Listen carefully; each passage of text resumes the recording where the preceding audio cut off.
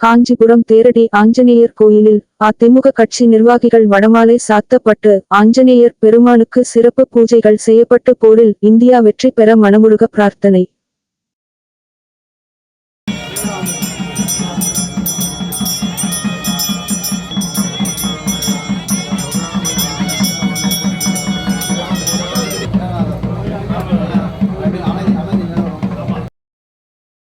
பாகிஸ்தான் தீவிரவாதிகள் இந்தியர்களை கொன்று குவித்தல் தொடர்ந்து பாகிஸ்தானுக்கும் இந்தியாவுக்கும் போரானது நிலவுகிறது. பகல்காம் போரில் பாகிஸ்தானின் தீவிரவாத முகாம்கள் அழிக்கப்பட்டு இந்தியா வெற்றியை நோக்கி முன்னேறி வருகின்றது. இந்நிலையில் அதிமுக பொதுச் செயலாளர் அறிவுறுத்தல் மேம்படி எடப்பாடி கே. பழனிசாமி தன்னுடைய 71வது பிறந்த நாளை ஆடம்பரமாக கொண்டாடாமல் மக்களுக்கு நலத்திட்டங்கள் வழங்கும் விழாவாக பின்பற்றவும் போரில் இந்தியா முழு வெற்றி பெற பிரார்த்தனை செய்யுமாறும் கழகத்தினர்களுக்கு வேண்டுகோள் விடுத்திருந்தார்.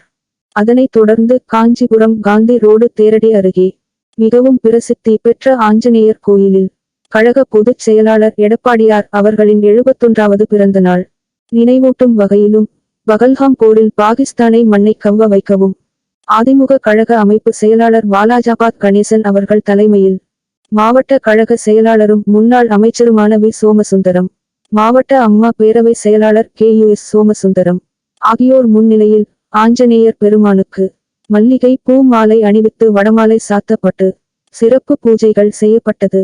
மேலும் பொதுமக்களுக்கும் பக்தர்களுக்கும் சாம்பார் சாதம், புளி சாதம், தயிர் சாதம், கேசரி, வடை, பொங்கல், இட்லி போன்ற சிற்றுண்டி உள்ளிட்ட அன்னதானங்கள் வழங்கப்பட்டது.